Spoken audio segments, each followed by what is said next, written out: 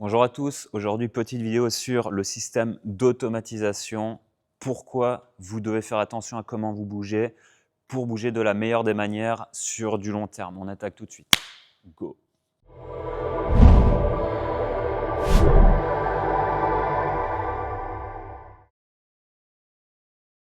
Donc, avant de parler d'automatisation, il faut comprendre comment votre cerveau fonctionne.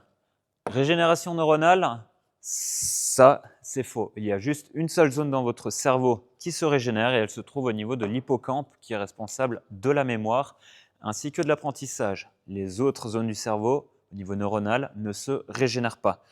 Par contre, ce n'est pas parce que vous n'avez pas de régénération neuronale qu'il ne faut absolument rien faire pour entretenir votre cerveau.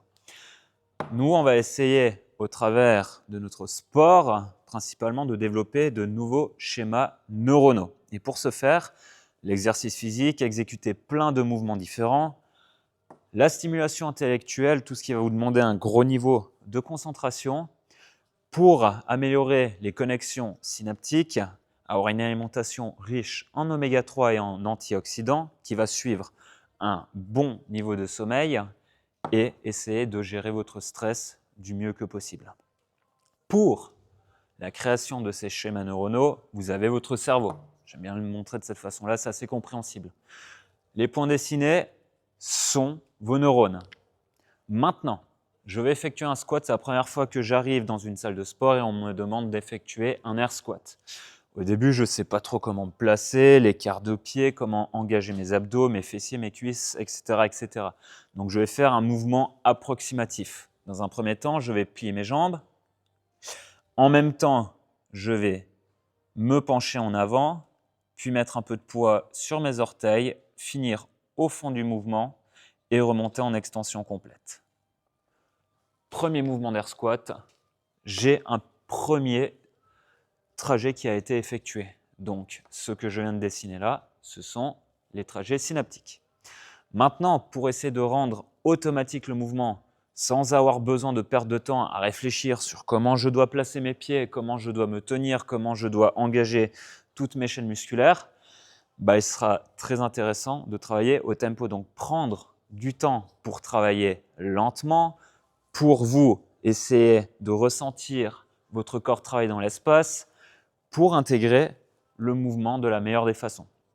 La lenteur est très importante car si vous allez très vite, vous n'allez mettre aucun niveau de tension et d'intention dans ce que vous voulez faire. Et donc, si d'un seul coup je me retrouve à aller beaucoup plus vite, je vais me retrouver par faire une triple flexion instantanée avant de me retrouver au fond de mon squat pour repousser dans mes jambes, redresser ma colonne et remonter. Et donc là, j'ai effectué mon mouvement d'une autre façon. Mon cerveau a intégré deux mouvements différents. Donc vous comprenez bien que si à chaque répétition, vous faites un mouvement un peu différent avec un niveau d'intention également totalement différent, vous ne pourrez pas intégrer un schéma moteur bien exécuté.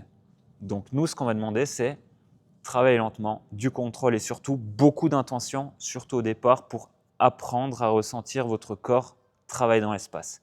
Donc je vais essayer d'effectuer de la même façon le premier squat que j'ai effectué, je descends, je remonte et je vais effectuer 10, 15, 20 répétitions. Petit à petit, on va mettre un petit peu de poids, mais toujours sur le même mouvement, dans le but de renforcer ce schéma neuronal. L'épaississement de mon trajet synaptique se traduit par une augmentation de la myéline. La myéline, c'est une structure qui va venir renforcer le conduit synaptique qui va accélérer le courant électrique. Donc, plus vous aurez de myéline, plus votre schéma neuronal sera fort et puissant et plus le mouvement se fera sans demander beaucoup de concentration, beaucoup d'énergie à votre corps pour le faire. Et c'est après plusieurs milliers de répétitions qu'on va rentrer dans un système d'automatisation. D'où le pourquoi c'est très important de répéter de la meilleure des manières dès le départ un bon schéma moteur. Le problème, c'est que si pendant des mois ou des années, vous avez mal exécuté un mouvement, votre cerveau aura enregistré un mouvement vraiment mal fait. Sur du moyen terme, pas de problème.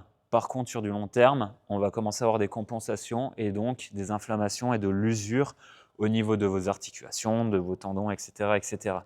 Donc pour revenir en arrière, très souvent on doit repartir sur des mouvements très simples, faire travailler lentement pour casser les anciens schémas moteurs afin de réintroduire un nouveau schéma moteur, mais fait de la meilleure des façons.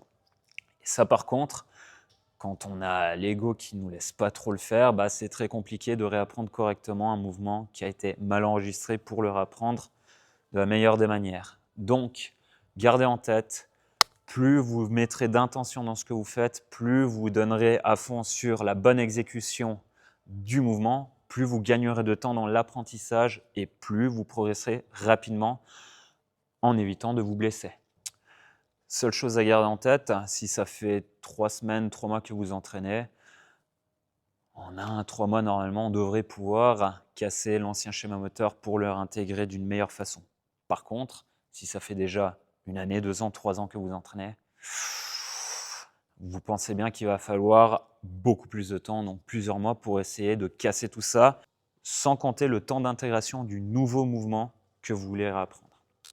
Gardez bien en tête également, si à chaque entraînement vous venez et que vous avez un niveau d'intention proche du 20-30%, vous pensez bien qu'il va falloir travailler 3 fois plus pour avoir le même résultat que si vous venez et que vous avez à chaque entraînement un niveau d'intention proche du 100%.